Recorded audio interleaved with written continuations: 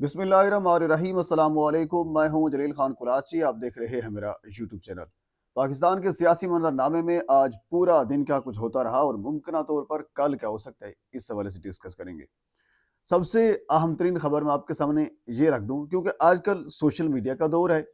लोगों तक information electronic या अखबारात की बजाय सबसे पहले सोशल मीडिया के थ्रू पहुंच जाती है। इवन के कोर्ट के अंदर अगर अदालत के अंदर कोई मामला भी चल रहा है तो कोर्ट रिपोर्टर वहां बैठकर भी ट्वीट कर रहे होते हैं कि ये मामला यहाँ तक पहुंचा है, बजाय इसके फैसला बाद में आता है, यानी उसके बाद फिर उसका आर्डर होता है, लेकिन उससे पहले चीज़ें आवाम तक पहुंच जाती हैं। यानी जो एक लेटेस्ट तरीकाकार है वो यही है।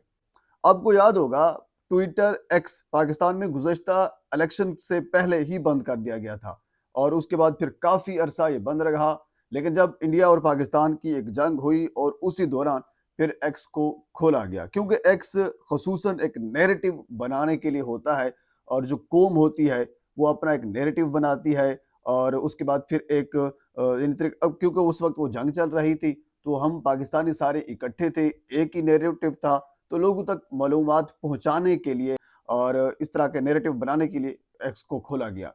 लेकिन रात barrister Aqeel Malik Dawn news के प्रोग्राम में मौजूद थे और उन्होंने एक मरतबा फिर यही कहा कि ब्राज़ील की तरह हम इस यानी मजबूर हैं कि दोबारा एक्स को बंद कर दिया जाए। यानी एक्स, उन्होंने ये कहा कि हमारे साथ ताउन नहीं कर रहा, और अगर उन्होंने ताउन ना किया, बल्कि उन्होंने ये भी कहा कि हमने कोशिश की है एक्स इंतज़ामिया से कि वो पाकिस्तान के अंदर अपना दफ्तर भी खोल ले, लेकिन उसके बावजूद भी उन्होंने ना दफ्तर खोला और ना ही वो हमारे साथ ताउन कर रहे हैं।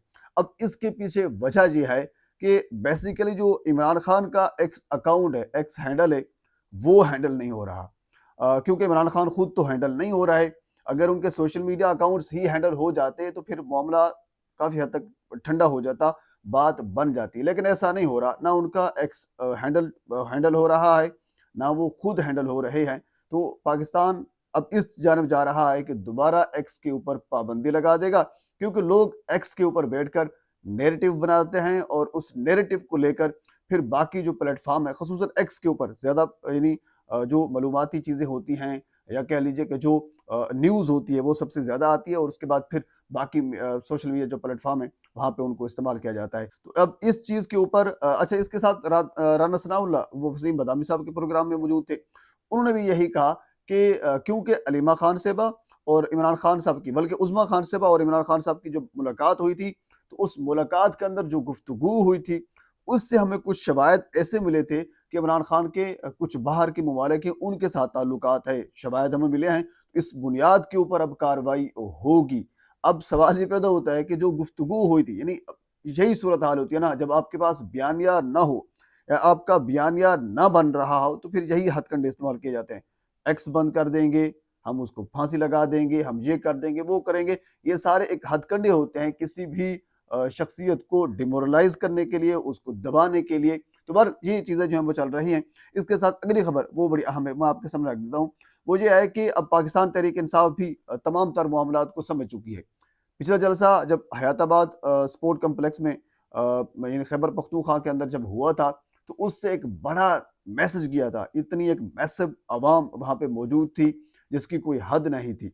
अब अगला 14 दिसंबर बरोज़ इतवार को कोहाट के अंदर जलसा हो रहा है, जिसकी तशहीर भी की जा रही है, जिसका पैगाम अभी शफी जान और सोहेल अफरीदी खुद भी दे रहे थे। अब उस हवाले से एक मोबालाइजेशन हो रही है।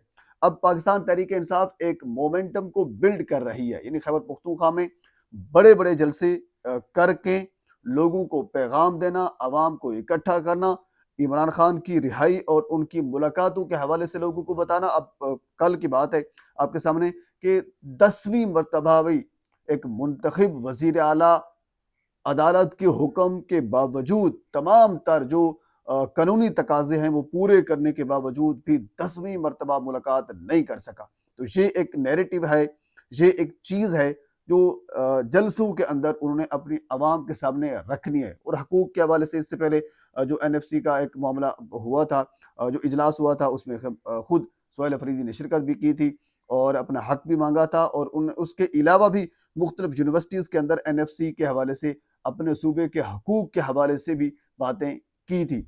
یعنی اب ایک مومنٹم جو ہے وہ پاکستان تحریک انصاف بلڈ کر رہی ہے آہستہ آہستہ جلسے جلوس کی صورت میں.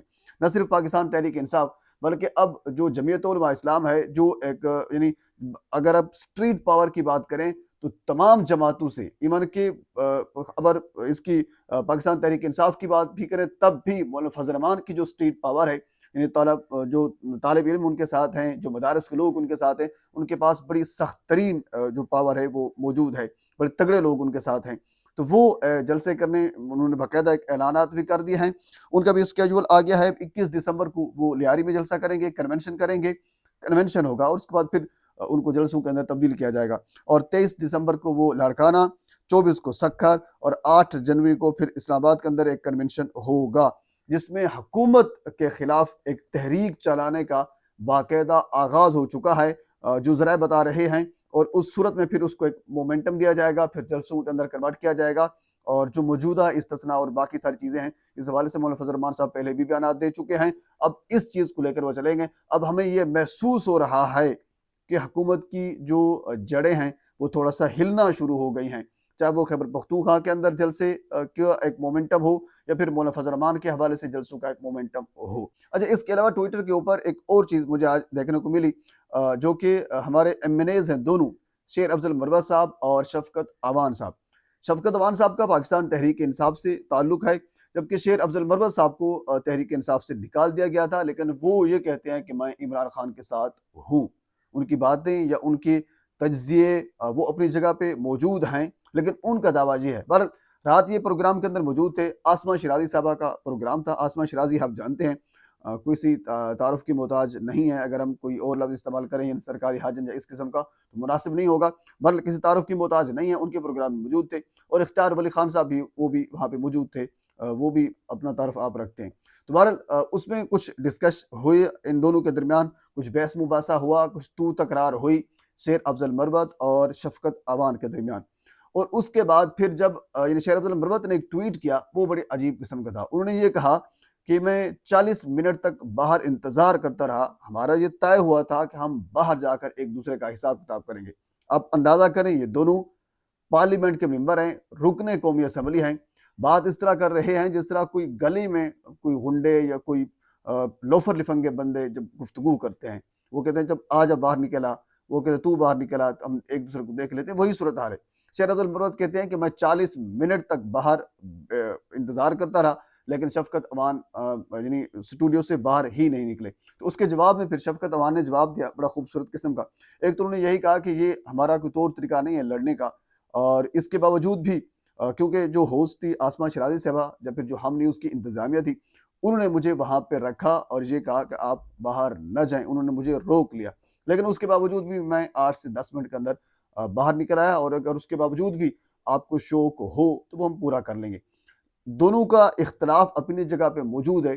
اختلاف ہونا بھی چاہیے اور لیکن اس قسم کی گفتگو کہ باہر نکل آ کر ایک دوسرے کو دیکھ لیتے ہیں گالم گلوچ اور ہاتھا پائی تک بات پہنچ جائے تو پھر یہ کہ نہیں وہ ہماری آنے والی جو نسل ہے ہم اس کو کیا پیغام دے رہے ہیں کہ رکن قومی اسمبلی اس قسم کی رویہ استعمال کر رہے ہیں.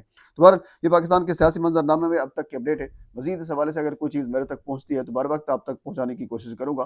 ایک مرتبہ آپ سے گزارش ہے میرے چینل کو سبسکرائب کر دیں تاکہ آنے والے ہر انفارمیٹیو ویڈیو آپ تک پہنچ سکے. اللہ حافظ.